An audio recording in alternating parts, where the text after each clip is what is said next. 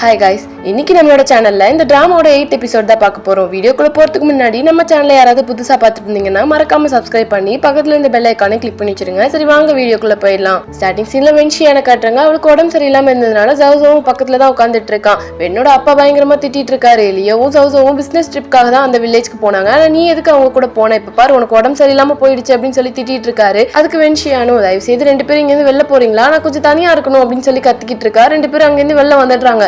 ஜவுசோ எனக்கு டைம் ஆயிடுச்சு, நான் வீட்டுக்கு போறேன், நல்லா பாத்துக்கோங்க அப்படின்னு சொல்லிட்டு அங்க இருந்து கிளம்பிடுறான். அவன் போனதுக்கு அப்புறம் அந்த அங்கிள் வந்து யாருக்கோ கால் பண்ணி ஜவுசோவும் லியோவும் எதுக்காக அந்த வில்லேஜ்க்கு போனாங்கன்றதை விசாரிச்சு சொல்லுன்னு சொல்லிக்கிட்டு இருக்காரு. இவர் என்ன பிளான் பண்றாருன்னு தெரியல.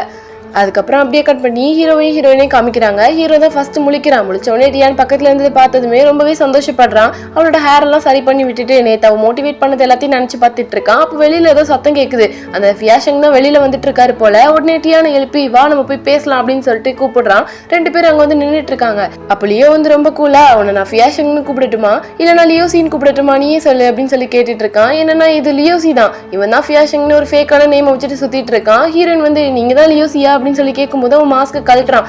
அதுக்கப்புறம் தான் தெரியுது இது லியோசி அப்படின்றது. அவன் 2 பேரும் வீட்டுக்குள்ள கூட்டு வச்சு பேசிட்டு இருக்கான். நீங்க எப்படி என்ன லியோசின்னு கண்டுபிடிச்சிங்க அப்படின்னு சொல்லிட்டு லியோ கிட்ட கேட்கும்போது லியோ வந்து ஒரு ஃபிளாஷ்பேக் சொல்றான். என்னன்னா அவன் ஃபர்ஸ்ட் டைம் மீட் பண்ணும்போது ஒரு பெயிண்டிங் பார்த்திருப்பான்ல, அந்த பெயிண்டிங்கோட கரை வந்து அவனோட கையில இருந்திருக்கும். அப்பவே அவன் வந்து யோசிச்சிருப்பான் இதுதான் ஒரு வேலை ஃபியாஷங்கா இருக்குமோ அப்படின்னு சொல்லிட்டு. அதை கன்ஃபார்ம் பண்றதுக்காக தான் நான் இவ்வளவு நேரம் காத்துக்கிட்டு இருந்தேன். ஆனா இப்போ கன்ஃபார்ம் ஆயிடுச்சு.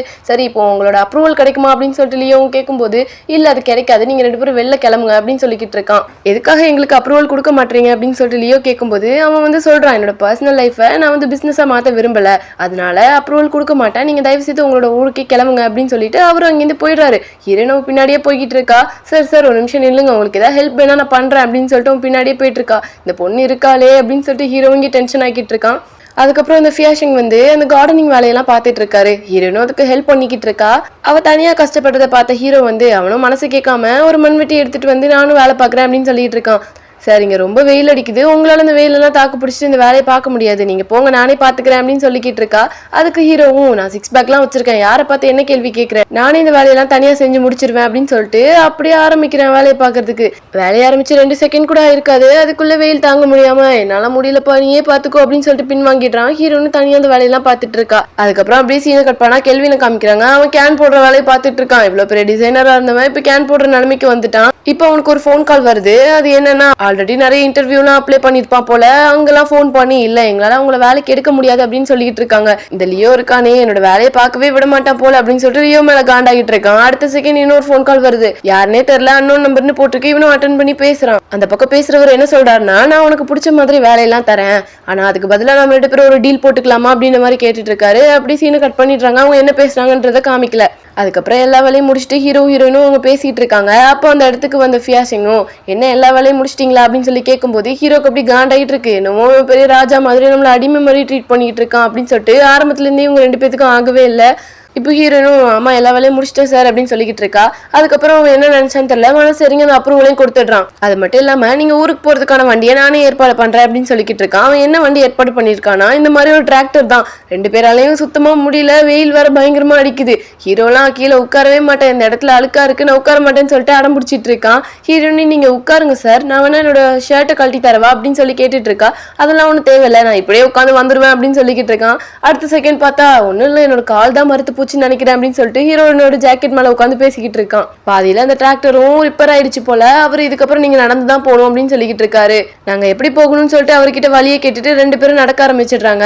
ஹீரோ அப்படியே கொஞ்சம் தூரம் நடந்து வந்துடுறான். லக்கேஜ் தூக்க முடியல போல, அப்படியே நின்றுட்டு இருக்கான் வெயில் தாங்க முடியாம. இதை பார்த்த டியானும் என்னமோ 6 பேக் வச்சிருக்கேன் 7 பேக் வச்சிருக்கேன் சீனு மட்டும் தான் அப்படின்னு சொல்லிட்டு அவனோட லக்கேஜை சேர்த்து இவளே தூக்கிட்டு போயிட்டு இருக்கா. டியான் என்னோட லக்கேஜை நானே தூக்கிப்பேன் அப்படின்னு சொல்லிக்கிட்டு இருக்கான். இருந்தாலும் தேங்க்ஸ் அப்படின்னு சொல்லிட்டு பின்னாடியே வந்துட்டு இருக்கான். அதுக்கப்புறம் கட் பண்ண ஜவுசோவை காமிக்கிறாங்க. அவன் ஆஃபீஸ்ல இருந்து வெளியே வரும்போது பிரஸ்காரங்களாம் அப்படி சுத்து போட்டுறாங்க. பல விதமான கொஸ்டின்ஸ் எல்லாம் கேட்டுட்டு இருக்காங்க.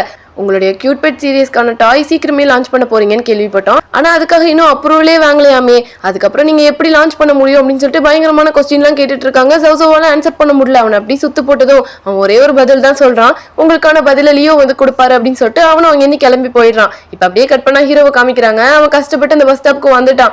வந்து பார்த்தா அன்னைக்கு சண்டே நல்லா பஸ் எதுவும் ஓடாது அப்படின்ற மாதிரி எழுதி எழுதிருக்கு. இதை பார்த்தோன்னே லியோக்கு செம்ம டென்ஷன் ஆயிடுது. இது கொஞ்சம் கூட சரியே இல்லை அப்படின்னு சொல்லிட்டு பயங்கரமா கத்த ஹீரோயின் வந்து எதுவுமே பேசாம அமைதியா நின்றுட்டு இருக்கா. அப்ப பார்த்து பயங்கரமா இடி வர இடிக்குது. லியோ வந்து ஹீரோனோட ஷோல்டர்ல கையை போட்டு இறுக்கி கட்டி பிடிச்சிட்டு இருக்கான். அவன் பயந்து போய் ஹீரோனை பிடிச்சது மட்டும் இல்லாம ஹீரோன் கிட்ட அப்படி திமுறா, மிஸ்டியா நீ எதுக்கும் பயப்படாத, இந்த மலையில இருந்து நான் உனக்கு காப்பாத்துறேன் அப்படின்னு சொல்லிக்கிட்டு இருக்கான். சரி ஓகே மிஸ்டர் லியோ, உங்களுக்கு ரொம்ப பெரிய மனசுதான், அந்த பஸ் ஸ்டாப்ல இந்த மலையை நம்மளால தாங்கிட்டு இருக்க முடியுமா அப்படின்னு சொல்லிட்டு அவ கேக்குறா. அடுத்த செகண்ட் பார்த்தா ஒரு பழைய பில்டிங் மாதிரி இருக்கு. அந்த இடத்துக்கு 2 பேரும் போயிட்டாங்க. ஹீரோயின் வந்து ஹீரோ கிட்ட சொல்றா, மிஸ்டர் லியோ நீங்க உள்ள போய் உங்களோட ட்ரெஸ் சேஞ்ச் பண்ணிட்டு வாங்க, நான் வெளியில நின்றுட்டு இருக்கேன் அப்படின்னு சொல்லிட்டு இருக்கா. ஹீரோ அவனோட ட்ரெஸ் எல்லாம் வாங்கிட்டு அப்படியே உள்ள போயிட்டு இருக்கான். அதுக்கப்புறம் அப்படியே சௌசோவே வெண்ணையும் காமிக்கிறாங்க. அவங்க 2 பேர் பேசிட்டு இருக்கும்போது வெண் வந்து என்ன கேக்குறானா, நீ எப்படி இந்த காப்பிரைட் இஷ்யூவை வந்து பிரஸ்காரங்க முன்னாடி எப்படி சமாளிக்க போற அப்படின்னு கேட்டுட்டு இருக்கா. அதுக்கு சௌசோவும் தெரியல, லியோ வந்துதான் இதுக்கெல்லாம் ஒரு சொல்யூஷன் கிடைக்கும், எப்பவும் வருவான்னு வர தெரியல அப்படின்னு சொல்லி பேசிட்டு இருக்கான். அப்ப டேன் கால் பண்ணி லியோ கான்டாக்ட் பண்ண நாங்க எவ்வளவோ ட்ரை பண்ணிட்டோம், உங்களோட போன்ல சுத்தமா சிக்னலே இல்ல, அவர் எங்க இருக்காருன்னு வேற தெரியல, வில்லேஜ்க்கு ஒரு செட் ஆஃப் பீப்புளை நாங்க அனுப்பி வச்சிருக்கோம், அவரை எப்படியாவது கண்டுபிடிச்சு நாங்க சீக்கிரமே பிக்கப் பண்ணிட்டு வந்துருவோம் அப்படின்னு சொல்லி பேசிட்டு இருக்காங்க. சீக்கிரமா அந்த வேலையை முடிங்க, நமக்கு டைம் இல்லை அப்படின்னு சொல்லிட்டு ஜவுதவும் பேசிட்டு போனை வைக்கிறான். அதுக்கப்புறம் வென் வந்து ஒரு ஐடியா சொல்ற மாதிரி இருக்கு. அப்படியே இந்த சீனை கட் பண்ணிடுறாங்க. இப்ப அப்படியே லியோ காமிக்கிறாங்க. அவ ஏதோ பயங்கரமா கத்திக்கிட்டு இருக்கான் உள்ள இருந்து.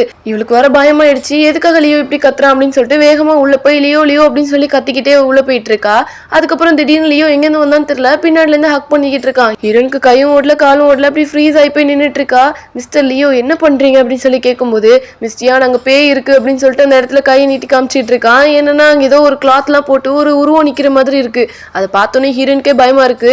நீங்க எதுக்கும் கவலைப்படாதீங்க, நம்ம 2 பேர் இருக்கோம், அந்த பேய் ஒத்தையா தான் நின்றுட்டு இருக்கு, நம்ம எப்படியாவது அந்த பேயை ஓட்டிடலாம் அப்படின்னு சொல்லிட்டு அப்படியே ஒரு குச்சி எடுத்துட்டு அப்படியே முன்னாடி போயிட்டு இருக்கா. அப்ப கூட ஹீரோ குழந்தை மாதிரி பின்னாடில இருந்து பயந்துட்டே இப்படி கத்திக்கிட்டு இருக்கான். மிஸ்டியா நீ எதுக்கும் பார்த்து பத்திரமா போ அப்படின்னு சொல்லிக்கிட்டு இருக்கான். அவளும் கஷ்டப்பட்டு ஒரு குச்சி எடுத்து அந்த துணி எடுத்துட்டு பார்த்தா அங்க ஒரு கேன் மட்டும் தான் இருக்கு. அப்படியே எக்ஸ்பிளைன் பண்ணிட்டு இருக்கா. அந்த ஜன்னல்ல இருந்து வந்து காத்துனால அந்த துணி வந்து இந்த கேன் மேல விழுந்திருக்கு. அதுல வந்து எக்கோ சவுண்ட்னாலதான் அந்த மாதிரி ஒரு ஹாரரான ஒரு சவுண்ட் உங்களுக்கு கேட்டிருக்கு, இதனாலதான் நீங்க பயந்துருக்கீங்க அப்படின்னு சொல்லிக்கிட்டு இருக்கா. மிஸ்டியா எனக்கு ஒன்றும் பயம் இல்லை, ஒன்னு நான் காப்பாத்துறதுக்காக தான் உன்னை இங்கே கூப்பிட்டேன் அப்படின்னு சொல்லிக்கிட்டு இருக்கான். இந்த ஆட்டிடியூட் ஒன்றும் குறைச்சது இல்லை அப்படின்னு சொல்லிட்டு அவளும் அங்கேருந்து கிளம்பி வெளியே வந்துடுறா. அதுக்கப்புறம் ஒரு நெருப்பெல்லாம் வச்சு 2 பேர் அப்படியே குளிர் காஞ்சிட்டு இருக்காங்க.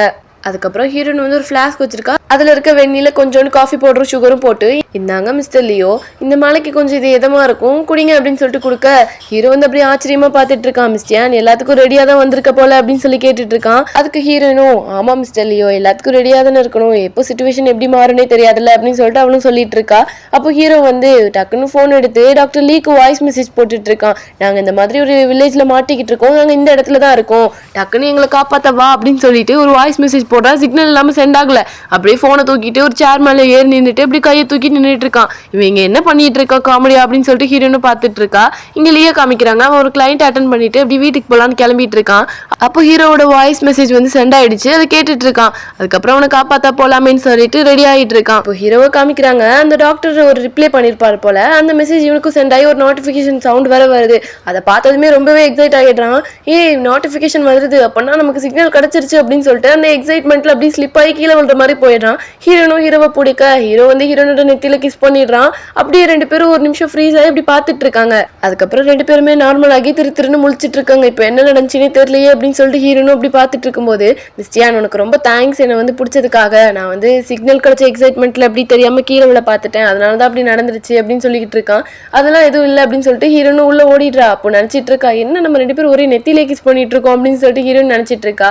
இந்த பக்கம் ஹீரோவும் இவன் நெத்தியில அப்படி என்னதான் இருக்கு ரொம்ப ஸ்வீட்டா இருக்கே அப்படின்னு சொல்லிட்டு தனியா பேசிட்டு இருக்கான். அதுக்கப்புறம் ஹீரோனோட ஃப்ரெண்ட் ரோஸை காமிக்கிறாங்க. அவ ஏதோ கார்லாம் பேசிட்டு கார் ஓட்டிட்டு வந்துட்டு இருக்கா. அப்போ ஆப்போசிட்ல வந்த ஒரு கார் வந்து வேகமா வந்து அவரோட கண்ணாடியை உடைச்சிடுது. உடனே காரை ஸ்டாப் பண்ணி இப்படி பயங்கரமா அவன் கூட சண்டை போட்டுட்டு இருக்கா. அந்த கார்ல வந்து வேற யாரும் இல்ல, அந்த டாக்டர் தான். அவனை பயங்கரமா திட்டிட்டு இருக்கா. அவனை கண்ணு மணி தெரியலையா, குடிச்சு போட்டு இப்படிதான் வண்டி ஓட்டுவியான்னு சொல்லிட்டு அப்படியே திட்டிட்டு இருக்கும்போது, என்ன மன்னிச்சிருங்க, இதான் என்னோட கார்டு, நான் இப்போ என்னோட ஃப்ரெண்டை காப்பாத்துறதுக்காக போய்கிட்டு இருக்கேன், அதனால என்னோட கார்டுக்கு நீங்க கான்டாக்ட் பண்ணுங்க, நான் வந்து உங்க காரை ரிப்பேர் பண்ணி தரேன்னு ஒரு நல்ல மனசோட அவன் கார்டை கொடுத்துட்டு அங்கேருந்து போயிடுறான். இவனுக்கு என்ன தைரியம் தான் இப்படிலாம் பண்ணிருப்பான், கண்டிப்பா இவன்கிட்ட காசு வாங்காம விட மாட்டேன் அப்படின்னு சொல்லிட்டு இவனும் தனியா இங்க இருந்து புலம்பிட்டு இருக்கா.